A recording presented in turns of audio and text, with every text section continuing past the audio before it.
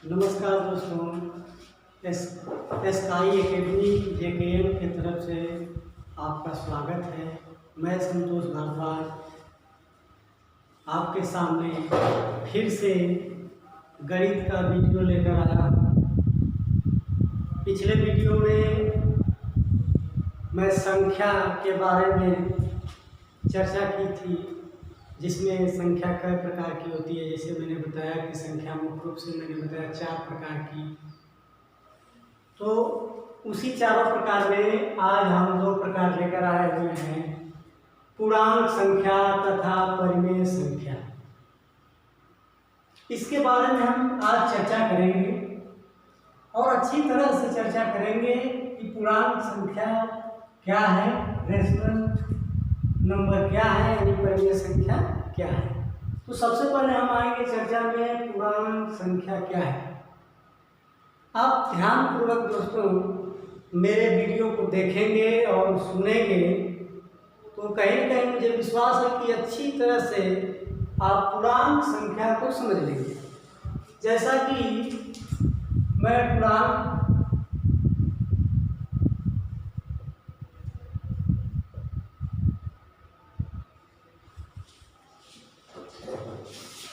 संख्या, जिसे integers number कहते हैं इंग्लिश में, तो आइए हम जानें कि पूर्णांक संख्या क्या है, पूर्णांक संख्या किसे कहते हैं।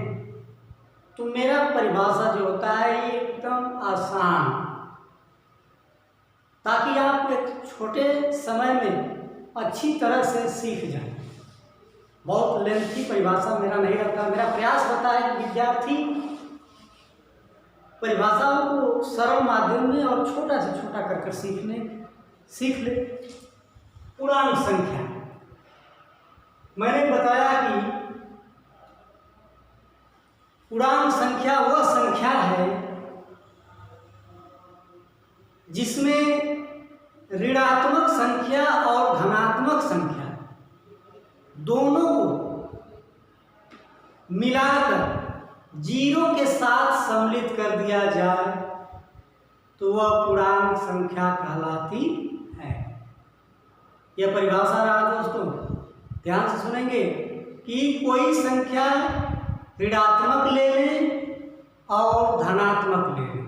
जैसे मैंने एग्जाम्पल के थ्रू, जैसे एक ऋण संख्या 1 ले लिए और एक संख्या मान लीजिए धन 1 ले लिए। संख्या तो एक ही है लेकिन चिन्ह में क्या है, 2 है, एक ऋण में है, एक धन में। तो इन्हीं दोनों संख्याओं को, ऋणात्मक और धनात्मक दोनों संख्याओं को लेकर हम 0 के साथ सम्मिलित कर दें, यानी मिला दें, तो वह संख्या पूर्णांक संख्या कहलाएगी। तो जैसे इंटीजर्स को हम दिखाते हैं i से। आप पूर्णांक को अगर आपको दिखाना होगा तो i से, कैपिटल I से दिखाते हैं। तो i इक्वल टू, इसे हम ऐसे लिख सकते हैं, ऋण 1, ऋण 2, ऋण 3 और ऋण 4 घटक, यहाँ पर 0, एक धन 1, कामा धन 2, कामा धन 3 घटक। यह देखिए, यह जो दोनों संख्याओं का, ऋणात्मक और धनात्मक दोनों संख्याओं से मिलाकर 0 के साथ जो हम सम्मिलित कर लिए, तो यह जो संयुक्त रूप से यह बना इंटीजर्स, यह क्या कहला रहा है, पूर्णांक संख्या कहला रहा है। यानी यही पूर्णांक संख्या कहला रही है दोस्तों। हमें विश्वास है कि आपको समझ में आ गया होगा। उदाहरण भी आपके सामने दे दिया, यह ऋणात्मक संख्या है, यह धनात्मक संख्या है। तो यह आपका रहा पूर्णांक। अब इसके बाद पहुंचते हैं पूर्णांक के प्रकार। पूर्णांक कितने प्रकार के होते हैं? तो पूर्णांक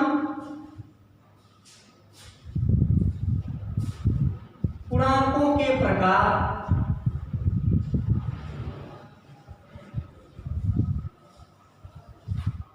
यानी पूर्णांक कितने प्रकार के होते हैं? पूर्णांक 2 प्रकार के होते हैं दोस्तों। पहला धनात्मक,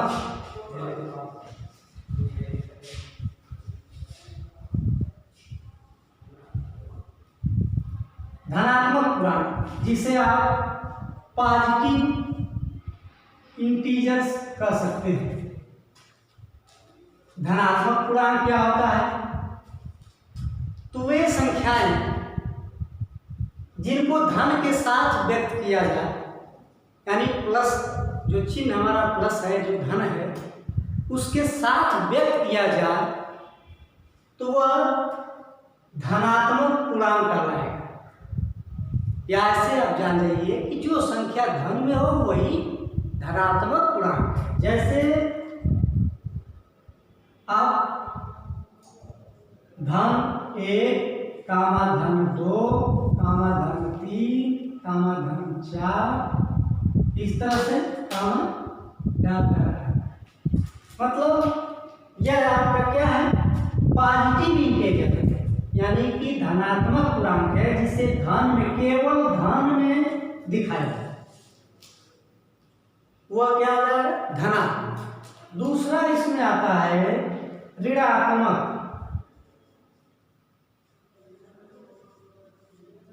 ऋणात्मक पूर्णांक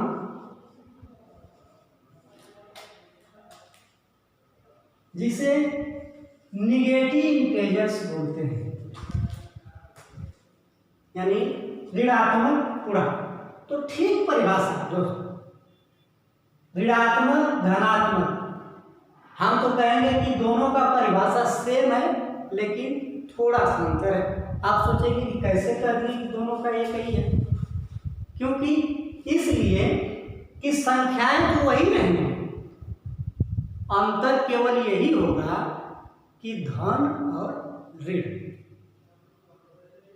तो इसका एग्जाम्पल जैसे आप लिख सकते हैं,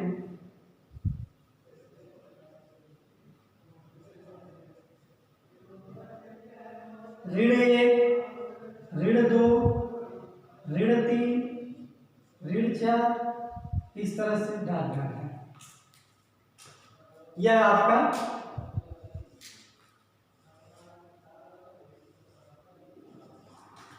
यानी यह ऋणात्मक पूर्णांक हो गया और यह धनात्मक, दोनों। तो यानी कि आप समझ गए कि पूर्णांक कई प्रकार के होते हैं? तो 2 प्रकार के होते हैं, एक धनात्मक पूर्णांक और एक ऋणात्मक पूर्णांक। धनात्मक पूर्णांक को हम एग्जाम्पल के थ्रू ऐसे दिखा सकते हैं, धन 1, धन 2, धन 3, धन 4। ऋणात्मक पूर्णांक को उसी के अपोजिट यानी कि चिन्ह में ऋण 1, ऋण 2, ऋण 3, ऋण 4 इत्यादि। तो यह तो रहा आपका पूर्णांक। अब इसके बाद इन्हीं पूर्णांकों से आगे जब हम बढ़ते हैं तो आपका एक नया नाम आता है, उसी का नाम है संख्या रेखा। संख्या रेखा मतलब संख्या रेखा क्या है? जिसे आप कहते हैं नंबर ऑफ लाइन। संख्या रेखा का मतलब है, अर्थ है कि जिस संख्या को रेखा पर दर्शा दें तो वह संख्या रेखा कहलाए। यानी कि रेखा पर दर्शाना ही संख्याओं का संख्या रेखा होता है दोस्तों। तो जैसे संख्या रेखा में ही पहले आपको ऐसे एक रेखा खींच लेते हैं और आप रेखा के माध्यम से बहुत सरल उदाहरण में किसी भी संख्या को दिखाकर समझा सकते हैं। यह एक उपाय। तो संख्या रेखा की जब बात आती है तो इन्हीं दोनों पूर्णांकों का उपयोग इसी रेखा पर करते हैं। तो यह आपका मूल बिंदु होता है जिसे हम ओरिजिन पॉइंट करते हैं। मैंने बताया ना कि पूर्णांक संख्या किसे करते हैं। देखिए पूर्णांक संख्या में उदाहरण 0 है, 0 में सम्मिलित कर दिया गया ऋण पूर्णांक और धन पूर्णांक को, तो पूर्णांक संख्या हो गया। तो उसी को हम संख्या को अगर दर्शा दें, रेखा को दर्शा दें, तो संख्या रेखा कहलाएगा। जैसे इस पर दर्शाया जाता है दोस्तों, ये देखिए आप ऐसे जान जाएंगे कि इधर बाएं तरफ है और इधर दाएं तरफ है।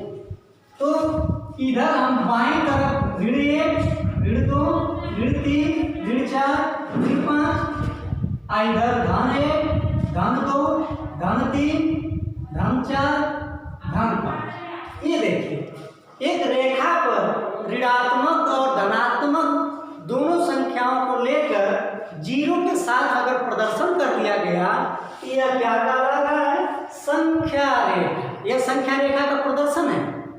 आपको अगर इसका नॉलेज रहेगा तो हम किसी भी संख्या को अगर पूछ देंगे कि यह संख्या रेखा पर किस तरफ होगा। जैसे आपको मैंने बताया कि इधर बायां होता है, इधर बायां आप कर लेंगे बायां पक्ष, इधर दाईं या दायां पक्ष,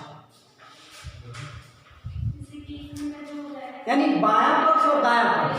आपसे कोई पूछ सकता है, जैसे हम उदाहरण में कह दें कि ऋण 5 संख्या रेखा पर किस तरफ पड़ेगा।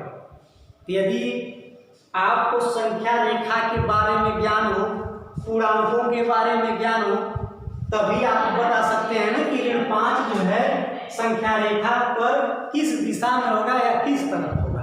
तो जैसे हमें ज्ञान हो गया है कि यह ऋण 5 है, तो हम जानते हैं कि संख्या रेखा पर मूल बिंदु यानी 0 से बाईं तरफ जो है आपका ऋण पूर्णांक होता है, दाईं तरफ। हाँ आगे का दोस्तों वीडियो, जैसा कि मैं बताया संख्या रेखा, आपसे कोई संख्या हम दे दें ऋणात्मक धनात्मक और यह पूछें कि यह संख्या रेखा पर किस तरफ पड़ेगा, तो आप उसे बता सकते हैं। कैसे? जब तक कि आपको पूर्णांक और संख्या रेखा के बारे में मालूम हो। तो आप संख्या रेखा का प्रदर्शन देख लीजिए अच्छी तरह से, ताकि आप किसी को भी बताएं तो एक अच्छी जो है आप ज्ञान बताएं। कोई ऐसा ज्ञान ना हो कि जो अधूरा हो। अधूरा ज्ञान कभी हम बांटते नहीं हैं। तो संख्याओं का प्रदर्शन, तो जैसे मैंने आपको ऋण 4 और 5 हम एक ले ली एग्जाम्पल के थ्रू, हम कह रहे हैं कि इसको संख्या रेखा पर दर्शाएं। तो आप एक क्या करते हैं, एक रेखा तैयार करते हैं। यह संख्या रेखा, पहले आप इस तरह एक रेखा खींच लेंगे और आप जान गए, समझ गए कि एक रेखा पर पूर्णांकों को दर्शाया जाता है 0 के साथ। तो आपको मैंने बताया कि बाईं तरफ आपको दर्शाना है ऋण पूर्णांक, तो इस तरह से आप दर्शाते हैं ऋण 1, ऋण 2, ऋण 3, ऋण 4, ऋण 5। इधर दाईं तरफ आप दर्शाते हैं धन 1, धन 2, धन 3, धन 4, धन 5। इस तरह से जितनी आपकी आवश्यकता है, क्योंकि जानते हैं कि गिनतियां तो अनंत होती हैं, तो आपको जितनी आवश्यकता होगी इस रेखा को बढ़ाकर आप जो है डिजिट को दिखा सकते हैं, पूर्णांकों को दिखा सकते हैं। तो जैसे हम इसके अनुसार ही दिखाएंगे 4, 5 है, तो इसलिए हम 5 तक ही रोक लिए अधिकतम। तो ऋण 4 और 5 को दिखाना है कि संख्या रेखा प्रदर्शन कहाँ होगा। तो हम देखिए ओरिजिन पॉइंट इसको बता रहे हैं ना, यह मूल बिंदु है कि 0 एक। तो अब इधर से बाएं ऋण 4 है, तो हम तो जान गए कि आपका बाएं तरफ ऋणात्मक पूर्णांक होता है, 0 के बाएं तरफ ऋण पूर्णांक होता है। तो आप गणित ऋण 1, ऋण 2, ऋण 3, ऋण 4 यही है ना। तो आप क्या करते हैं, यहाँ से आप इस तरह से सिंबल लाकर यहाँ दिखा देते हैं इसे, और यहाँ पर आप लिख देते हैं ऋण 4। अब यह प्रदर्शन हो गया। इससे कोई भी देखकर समझ लेगा विद्यार्थी बताया है कि ऋण 4 कहाँ है, यानी आप इसको लिख सकते हैं बायां पक्ष। यस। अब 5 की बात आई कि यह धन 5 है, तो आप जानते हैं कि ओरिजिन पॉइंट से दाईं तरफ धनात्मक संख्याएं होती हैं, तो आप यहां से यहां लेकर जाएंगे, ये देखिए यहां लिख दिए धन 5, कहाँ दाईं तरफ, यह आपका हो गया संख्या रेखा पर संख्याओं पूर्णांकों का प्रदर्शन। बहुत बेसिक चीज है बेटी। अब इसके बाद चर्चा हमने परिमेय संख्या की है। अब परिमेय संख्या क्या होता है?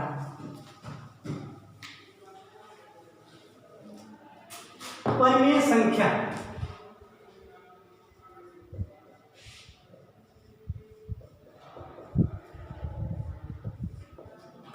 परिमेय संख्या देखिए वह संख्या जिसे P बटा Q के रूप में व्यक्त करें या लिख सकते हैं।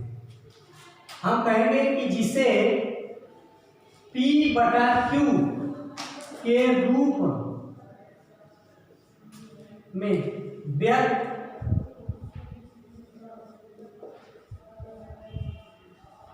करते हैं उसे परिमेय संख्या कहते हैं।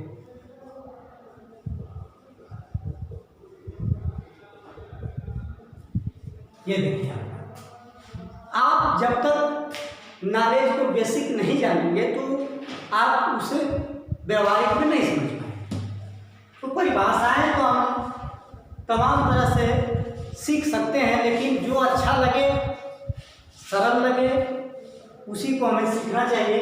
जैसे हमने बताया कि परिमेय संख्या हम उसे कहते हैं जिसे P बटा Q के रूप में व्यक्त करते हैं, यानी P बटा Q के रूप में व्यक्त करते हैं, वही परिमेय संख्या कहलाती है। लेकिन इसमें कहता है, लेकिन Q equal to does not 0, यानी Q बराबर 0 नहीं होना चाहिए। क्यों? क्योंकि यदि Q बराबर 0 हो जाएगा तो वह परिमेय संख्या नहीं कहलाएगी। क्यों नहीं कहलाएगी? जैसे मेरे कहने का मतलब यह P बटा के Q लिख दिया और कह दिया कि Q equal to does not 0, तो यह परिमेय संख्या क्यों नहीं कहलाएगी यदि Q को हम 0 कर दें? तो दोस्तों आप जानते होंगे या नहीं जानते हैं तो जान जाइए। आप जानते हैं कि यदि एग्जाम्पल जैसे 1 बटा के 0 मैंने लिख दिया, Q को मैंने 0 कर दिया, लीजिए, तो यह 1 बटा के क्या हो गया आपका 0 हो गया। तो यानी कि हम यहाँ पर परिभाषा हमारा कह रहा है कि Q 0 नहीं होना चाहिए। अब मैं क्या कर दिया, 0 कर दिया, तो क्या आएगा? तो आपको मालूम होगा कि किसी संख्या में यदि हम 0 से भाग देते हैं, आप जानते भी हैं भिन्न के अनुसार कि ऊपर वाला जो होता है अंश होता है, नीचे हर माना जाता है, उसी का नाम बदलकर PQ में हम परिभाषित कर रहे हैं। तो यह जो है नीचे जो हर होता है वह भाजक का काम करता है, ऊपर जो अंश होता है वो भाज्य का काम करता है। तो इसलिए 0 से जब हम 1 में भाग देंगे दोस्तों तो यह क्या आएगा, इनफिनिटी, जिसे आप हिंदी शब्द में कह सकते हैं अनंत, जिसका कोई अंत नहीं हो। जिसका कोई अंत नहीं हो वह क्या है, अनंत है या अपरिभाषित है, सब शब्दों में कह सकें। तो यह हम बता नहीं पाएंगे कि क्या आ रहा है, इसको हम चिन्ह के द्वारा संकेत कर रहे हैं कि अनंत आएगा, यानी कि जिसका कोई अंत नहीं है। तब यह यानी कि इसके अनुसार हम बता पाएंगे कि यह परिमेय संख्या है नहीं, जिसकी हम क्या गणना कर सकें, जिसका वैल्यूएशन कुछ बता सकें, मालूम हो, वही परिमेय संख्या कहलाएगी। अब इसका अपोजिट, यदि मैं Q को 0 ना कर अंश को कर दिया, तो मैं तो परिभाषा में यह बताया नहीं कि P 0 नहीं होना चाहिए, P 0 हो जाए, उससे हमें कोई दिक्कत नहीं है। तो P को मैंने 0 कर दिया, तो यह क्या आएगा, अब उल्टा हो गया कि किसी संख्या से 0 में जब भाग देते हैं तो क्या आता है, 0 आता है। बहुत छोटी चीज है, इन्हीं दोनों चीजों में बहुत से विद्यार्थी कंफ्यूज हो जाते हैं अच्छी से अच्छी कक्षाओं में पढ़ने वाले विद्यार्थी बेसिक चीज अगर उन्हें नहीं मालूम है तो मात खा जाते हैं, और आपके लिए जीवन में दाग लगाने के लिए एक बहुत छोटी चीज ही काफी है। आप कितना हो बड़े स्तर पर हैं, लेकिन एक छोटा चीज आपके पास नॉलेज में नहीं है तो मैं उसी से आपको गिरा सकता हूँ। तो ज्ञान में भी वही चीज होती है कि हम बहुत बड़े स्तर का ज्ञान प्राप्त कर लिए हैं, ज्ञानी हैं, जानते हैं, लेकिन मुझसे एक छोटी चीज भूल हो जाएगी और छोटी चीज नहीं आएगी तो समाज में यह प्रदर्शन हमारा गंदा हो। इसका मतलब कि हम मात खा जाएंगे। तो इसलिए दोस्तों सबसे पहले जरूरी है कि बेसिक चीज, कहीं आगे बड़े चीजों में हम छोटा काम भूल जाए। हमारे लिए सभी को देखना है, आगे पीछे सभी को पढ़ना है, तो बेसिक भी तैयार करेंगे। जो बेसिक से स्टार्ट करता है वो मजबूत होता है। तो ये जीरो आ गया कि नहीं आ गया, इसे हम परिभाषित कर सकते हैं। जीरो क्या है? एक पूर्ण संख्या है। जीरो क्या है? एक पूर्ण संख्या है। तो यह आपका परिमेय संख्या का परिभाषा है। एग्जाम्पल के साथ मैं आपको समझाऊंगा। और मैं ये भी बता दूं कि परिमेय संख्या एक पूर्ण संख्या होती है। परिमेय संख्या जो होती है एक पूर्ण संख्या होती है, और दो परिमेय संख्याओं का यदि दो परिमेय संख्या है उनका योगफल हम करें तो वह जो योगफल आएगा वह भी एक परिमेय संख्या ही आएगा। लेकिन ठीक इसका अपोजिट एक संख्या होती है, आप चर्चा करेंगे, अपरिमेय संख्या, जबकि इससे भिन्न है, वह अलग है। तो यह तथ्यों में आप याद कर लेंगे कि हम परिमेय संख्या को पूर्ण संख्या के रूप में व्यक्त कर सकते हैं, और दो परिमेय संख्याओं का यदि योगफल निकालें तो योगफल भी एक परिमेय संख्या होता है। और इसके बाद अगले वीडियो में हम लेकर उभरेंगे। और हमारे इस चैनल को अगर आप पसंद कर रहे हैं या अच्छा लग रहा है हमारा वीडियो तो ज़रूर सब्सक्राइब करें, शेयर करें। धन्यवाद।